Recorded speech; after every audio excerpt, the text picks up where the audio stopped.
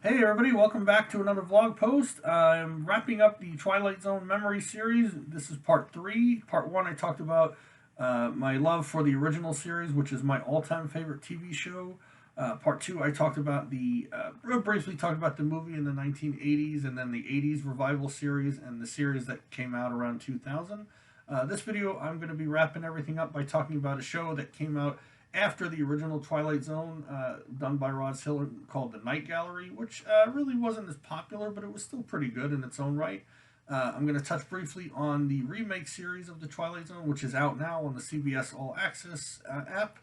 And I'll talk about the spiritual successor to The Twilight Zone, a show on Netflix called Black Mirror. If you are enjoying these videos or any of my videos, please like them, make comments on them. I love to hear feedback. Make sure you subscribe to my videos and hit the little bell notification so you'll be, notified whenever I post something new. So, all right, let's get right into it. Let's wrap this series up here. Now, like I said, the original Twilight Zone, my all-time favorite show, hands down. Nobody's even close. Greatest science fiction show of all time, in my opinion. Yeah, there was the Outer Limits, which I've seen a few of, but just really didn't do it for me. Not bad, but nobody touched the Twilight Zone. Of course, like I said, when the original Twilight Zone went off, about 10 years later, Rod Serling, he was still around at that time. I think he had done some narration for for the pilot of another show I really love. It's called In Search of with Leonard Nimoy. That was on for a couple of seasons. That was really, really cool back in the 70s. And I actually, just last year, came across a box set of that, which I've been looking for decades, I got it at a great price on Amazon. Binged watched all those episodes. It was from the late 70s. It was just a really cool thing. Maybe I'll do a video about that in the future because I really enjoyed that show. But anyway, let me start it off with the Night Gallery. So this was a show that came out after the original Twilight Zone, before the 80s movie and the 80s revival. Mostly done by Rod Serling. I think it lasted about 3 seasons. It was whereas the original Twilight Zone was more science fiction, horror, comedy, and drama. This was definitely more macabre, whatever that word is. There's a little edgier stuff. Really good though. I mean, not as good as the Twilight Zone. They would have like long segments, then they'd have these like little minute segments. It was kind of weird the format. Like I said, not as popular as the Twilight Zone, but definitely if you're a fan of Rod Serling, I would definitely say check it out. This one, like I said, it really wasn't as good. So there were 4 episodes in particular, well, technically 5, that really kind of stuck with me that I can talk about. Um, if you haven't seen it, this one's not on. It might be on like Amazon Prime or something. It might be a little bit harder to get. I got this box set with the whole series for like $20 one time, so it's not really hard to find. But I would definitely I would suggest you watch Twilight Zone first, and if you still have a hunger for it, then check this out. But the very first episode, I want to say it was called Cemetery.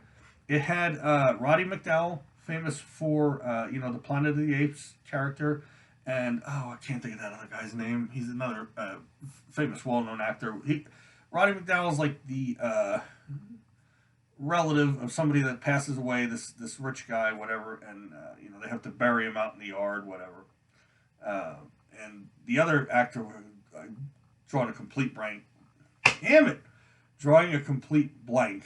He's like the butler, and they're having this whole discussion about it, and Roddy McDowall's character notices there's this painting of like the house, the backyard, whatever. And I don't remember if he had something to do with the rich. It was like the rich uncle passed away or something, so he was going to inherit everything. I don't know if he had a play in it, like if it was foul play, whatever. But this episode, as it goes on, all this weird stuff starts happening, and the picture keeps changing. Whereas like the grave becomes uncovered, and then somebody gradually is coming out of this grave, then working their way in the house, and then basically catches up to Roddy McDowall and kills him. Well, there's sort of a twist. The butler had kind of initiated all this stuff. He was playing it so that he could get the inheritance, and he was the one messing with the painting, or so he thought. Well, then the same kind of thing starts happening to him. So I thought that was a great way to start the series. Never quite found another episode in the series that kind of matched that one. I'm almost positive that was like the very first episode, but really, really good. So I would check that one out. There was another one, I think it was in the second season, I'm not sure, called Camera Obscura. Basically, Rene Auberjonois, I don't know if I said that right. The guy who was on Benson back in the day, he was Odo in Star Trek Deep Space Nine.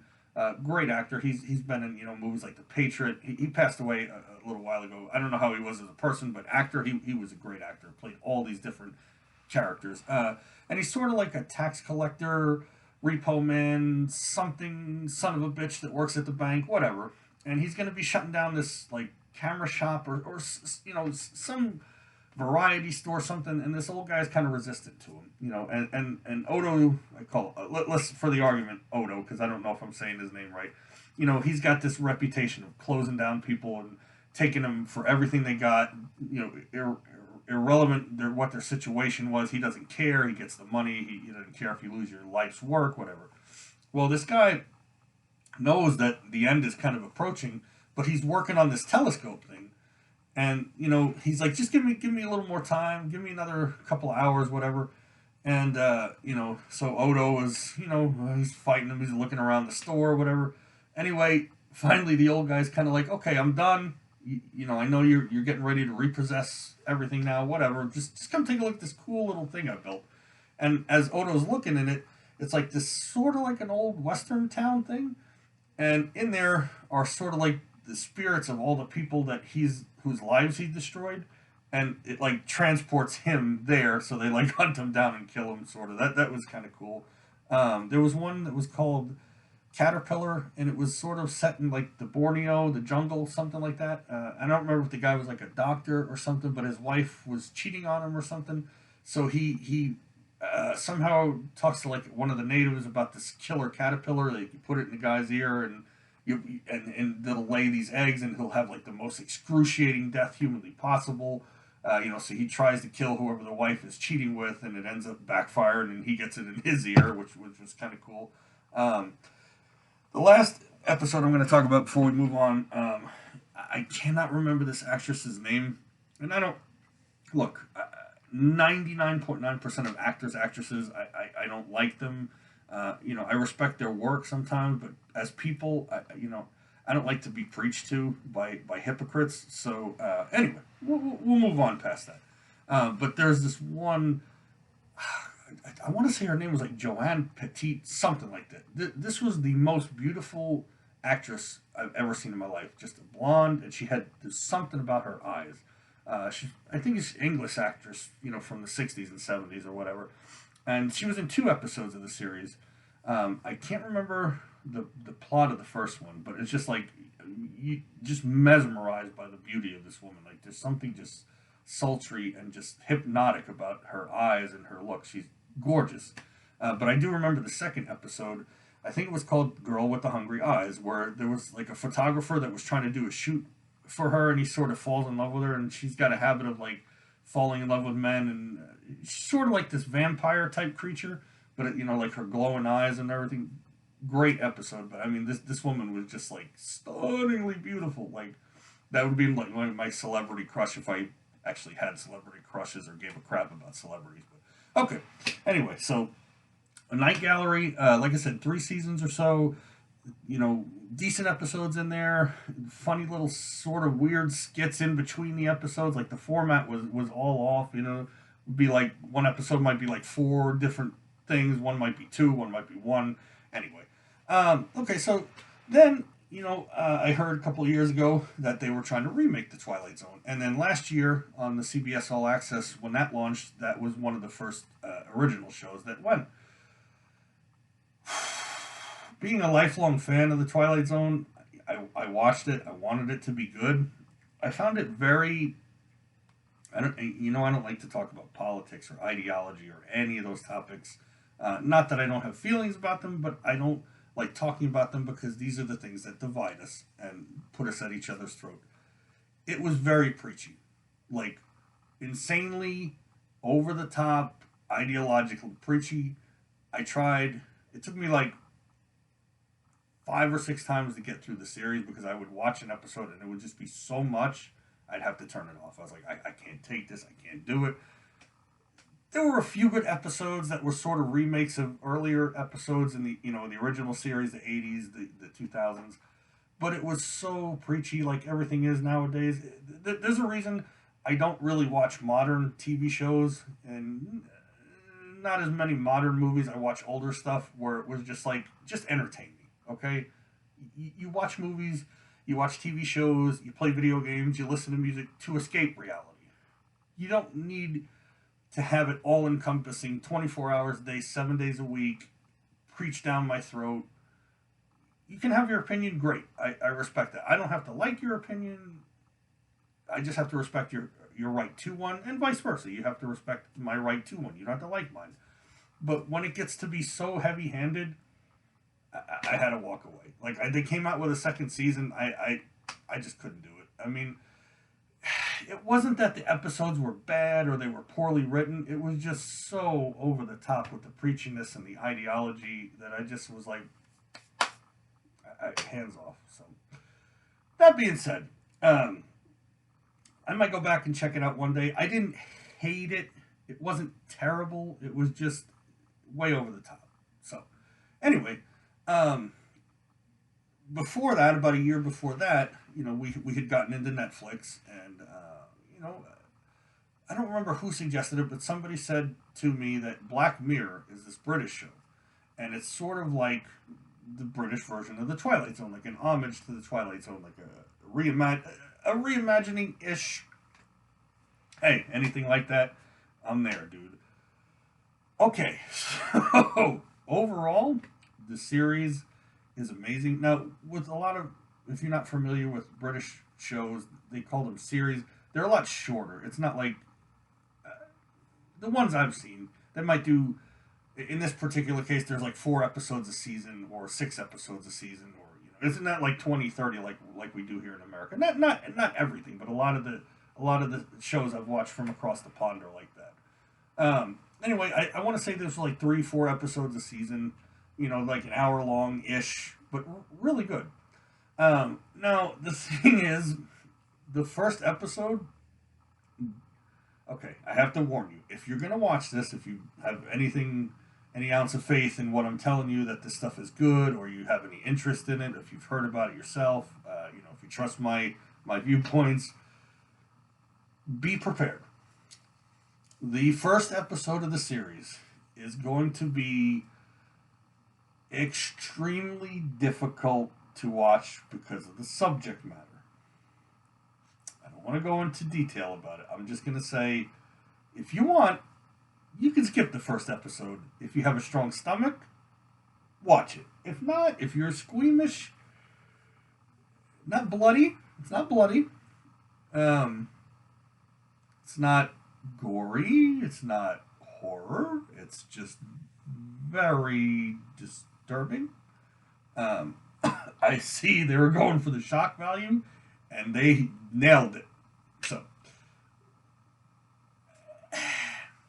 it's difficult to watch, even for somebody like me with a cold, dead heart, with a sarcastic son of a bitch like I am, with a very warped sense of humor.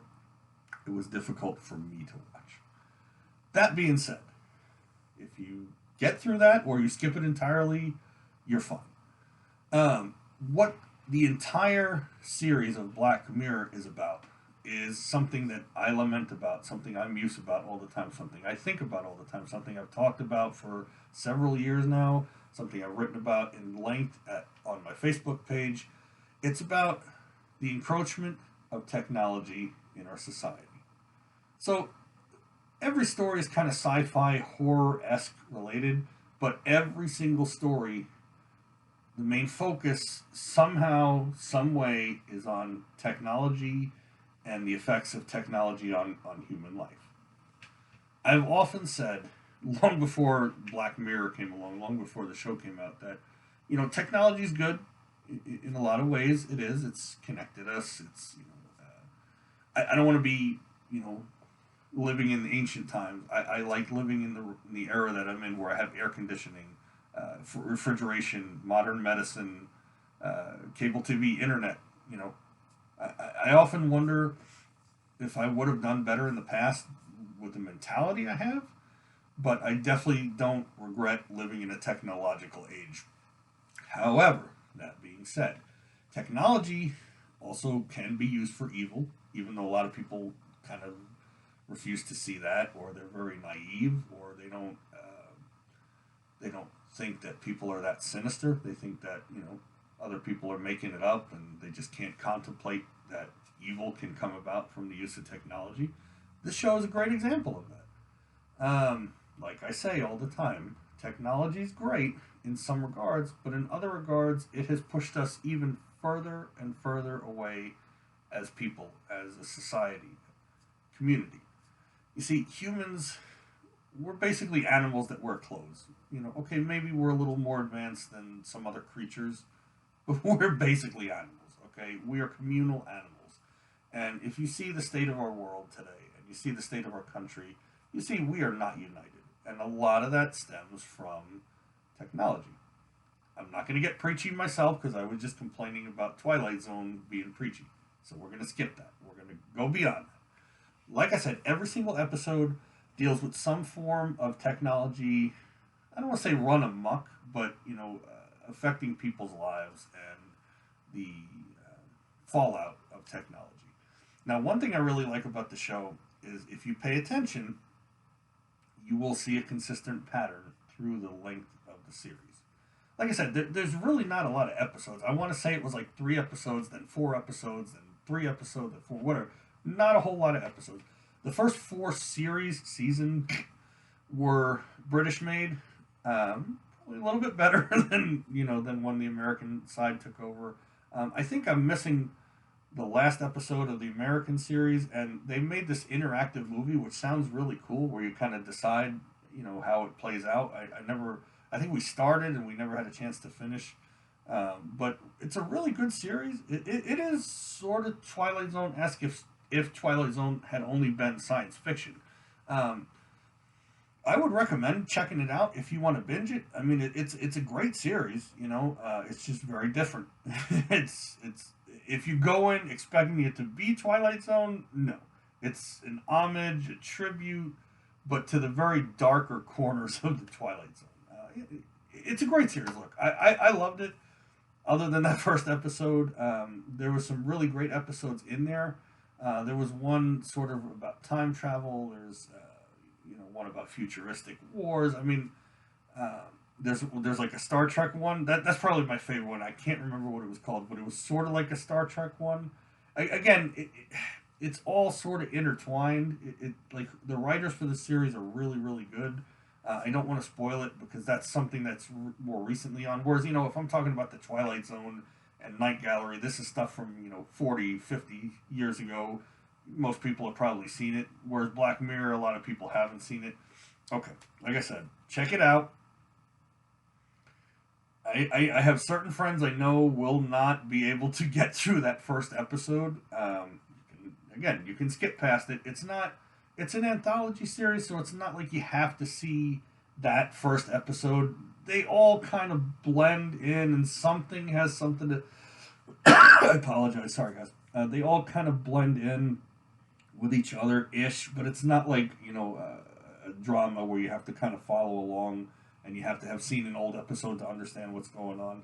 But like I said, check it out. Worth the watch. Not Twilight Zone, but in the spirit of the science fiction side of Twilight Zone. So anyway, that is a wrap. So that was part 3 of the Twilight Zone series, my all-time favorite show, and kind of touching on the follow-up. So if you guys enjoyed this video, like I said in the beginning, Rebecca kind of reminds me to say this all the time because I don't even think about it because I'm not doing this for fame and glory. I'm doing it because I enjoy it. But if you enjoy my videos, please subscribe to my YouTube page. Hit that little notification button so that you'll be notified when I have new videos. Definitely like the videos, make comments. I always enjoy feedback, like I do when I do something on my Facebook page, which I haven't touched for a while, which is kind of odd because I've been enjoying these videos. Like I said, there's going to be a lot of different other topics I'm going to talk about. So if you still haven't found a video you really like, be patient. I will be talking about all different kinds of stuff, and I'll see you guys in the next video.